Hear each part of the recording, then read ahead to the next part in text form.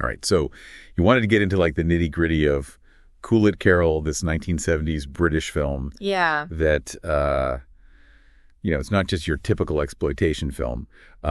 We've got this really in-depth review. Yeah. And it like unpacks so much about, the underbelly of London and the illusions we kind of buy into. Yeah, what really struck me was how the film kind of like draws you in with this almost whimsical, fish out of water kind of setup.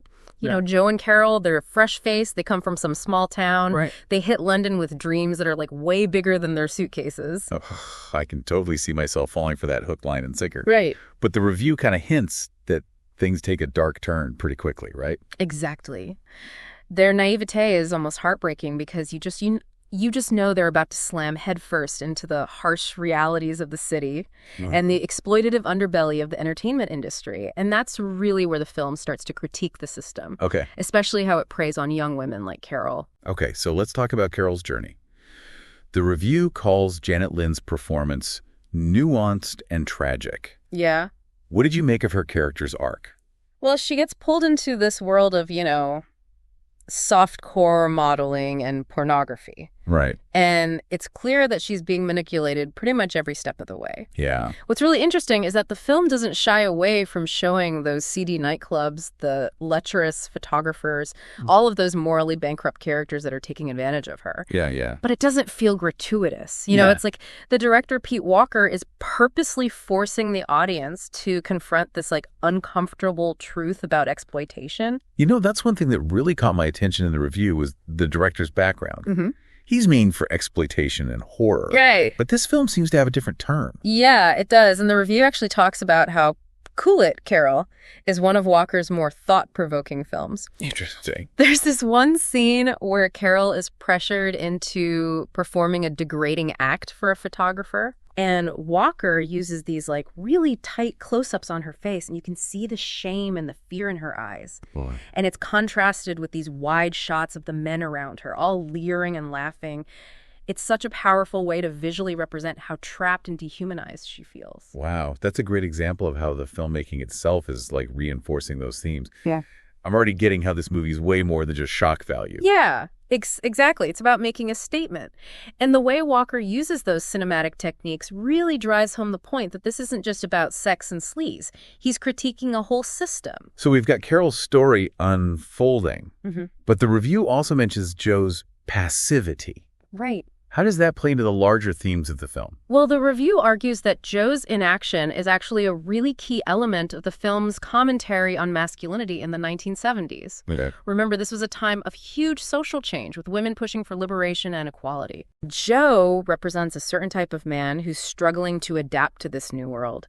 He feels emasculated and powerless as he watches Carol being exploited. Yeah. But he doesn't know how to intervene. It's almost like he's a bystander to his own life, let alone Carol's. That's a really insightful point. So it's not just about Joe being a weak character. Right. It's about his character reflecting those broader societal anxieties. Exactly. And the review even suggests that Joe's passivity might be intentional on the director's part. Okay.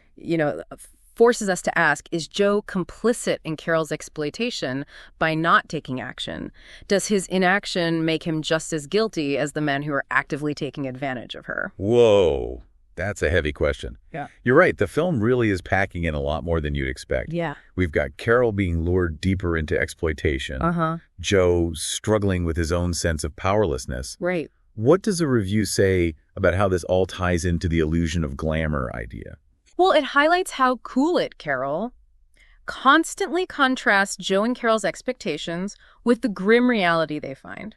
Remember, they arrive in London thinking it's all going to be bright lights and easy success. Yeah. But the reality is seedy nightclubs, lecherous photographers, and a constant struggle to just survive. Yeah.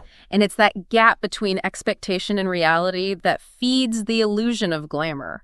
It's all smoke and mirrors designed to entice and ultimately exploit those chasing their dreams. Right. Right. Oh. And that's where that whole idea of sexual liberation versus exploitation comes in, On the surface, it might seem like Carol is making these choices freely. Right. But the film does a really good job of showing how she's constantly being manipulated and pressured by those around her. Yeah, I'm starting to see that. It was like the film is saying that true liberation can't exist in a system that's built on exploitation. Exactly. And that's a tension that's still so relevant today, right? Good, for sure. You know? Think about all the industries that profit off of women's bodies and sexuality. Oh, absolutely. And how often are women told that they're being empowered when they're really just being exploited? Right. It's a really fine line. And Cool It, Carol, forces us to examine that. Yeah. The review actually points out that some critics at the time found the film to be exploitative itself, which is an interesting point to consider. Wait, so the film is critiquing exploitation while also potentially being exploitative? That's kind of a paradox, isn't it? It is. Yeah. It is. And it speaks to the complexity of the issue, I think. You know, the review doesn't fully resolve that tension. Right. But it does suggest that the film's uncomfortable nature is part of its power. It forces us to confront our own complicity in these systems. I'm really curious about that idea of complicity. Does the review give any examples of how the audience might be implicated?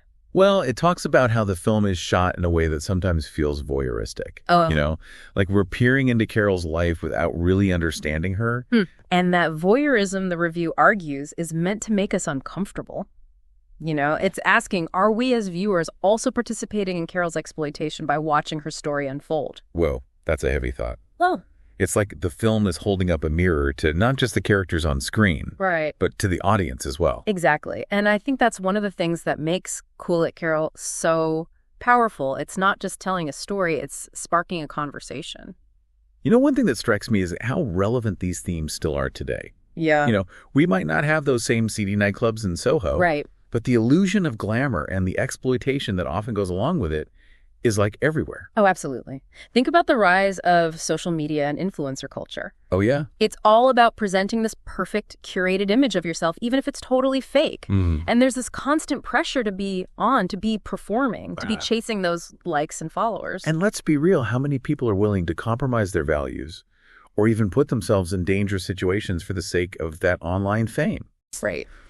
It feels like Cool It, Carol is a cautionary tale for the digital age. It really is. And it's not just about the individuals who are seeking fame. It's about the whole system that profits off of that desire. Right. The algorithms, the marketing companies, the brands, they're all complicit in perpetuating this cycle of exploitation. The review actually mentions that Cool It, Carol does have its weaknesses. Yeah. Like Joe's character, while interesting from a thematic standpoint, can be frustrating to watch. And some of the gender dynamics feel very much a product of their time. Yeah, I agree. There are definitely moments where the film feels dated, but I think that's also part of what makes it so fascinating to watch now. You know, it gives us a window into that particular moment in history, and it allows us to see how far we've come and how far we still have to go. That's such a good point. So we've talked about the exploitation, the illusions, the historical context. Right. But what about the price of fame? How does that theme play out in the film? Yeah. Well, the review argues that Cool It, Carol is ultimately a tragedy. Both Joe and Carol start out with these big dreams, Yeah. but they end up losing themselves in the process. Carol sacrifices her dignity and her sense of self-worth. Right. Joe loses his sense of purpose and masculinity. It's like the film is saying that chasing fame can lead to a profound sense of emptiness. Right. You might achieve that external success, but at what cost? Yeah, and I think that's a really important message, especially in today's world where we're constantly bombarded with images of wealth and celebrity. Right. Cool It, Carol reminds us that true fulfillment comes from within, not from external validation. Wow. You've given us like a lot to think about. It feels like Cool It, Carol is holding up a mirror to like our own desires, the things we're willing to compromise for. And maybe even those systems we don't even realize we're a part of. Yeah, it's so easy to get caught up in the allure of like making it, you know? Right. But this film really asks us to examine what we might be sacrificing along the way. The review mentions Janet Lynn's performance quite a bit. What did you find compelling about her portrayal of Carol? Well, there's this vulnerability that she brings to the role. Yeah. Even in those moments where Carol seems to be in control, you can see the cracks forming as the exploitation takes its toll. Yeah. And it makes you wonder if her journey might have been different if she'd had a stronger support system. Right. Or maybe even just someone to call her out on the illusion she was buying into. That makes me think about how we often celebrate those who make it in those cutthroat industries, Right. but rarely acknowledge the cost. This film challenges us to look beyond the surface of success and see the human stories beneath. Absolutely. And it reminds us that those who are most vulnerable to exploitation are often those who are striving for something better, Right. for a chance to break free from their circumstances. In Carol's case, it's the allure of fame and fortune that blinds her to the dangers lurking beneath. So for anyone listening who's thinking about diving into Cool It, Carol, what would you say are like the key takeaways? Well, first, don't expect a feel-good romp. It's a gritty, unflinching look at the dark side of the entertainment industry. Right. But it's also a film that stays with you, prompting you to question your own relationship with ambition and the illusions we're often sold. I like that. It's a film that sparks a conversation even decades later, making me think about all the Cool It, Carol scenarios playing out around us today. Maybe in different settings, maybe with different faces, but those same patterns of exploitation and the cost of chasing those empty promises. And that's the real power of this film, isn't it? Yeah. It's not just about one woman's story. It's a reflection of societal patterns that are still relevant today. Well, I think it's safe to say that Cool It, Carol is more than just a 70s exploitation film. It's a film that digs deep into the human condition, exposing those raw desires and vulnerabilities that make us susceptible to manipulation. It makes you question those systems that perpetuate exploitation and ultimately ask yourself, what price are you willing to pay for your dreams? That's a powerful question to end on, and I hope our listeners will continue to explore those themes long after this deep dive is over. Thanks for joining us on this journey into the heart of Cool It, Carol. It's been a wild ride. Until next time, keep questioning, keep digging deeper, and always be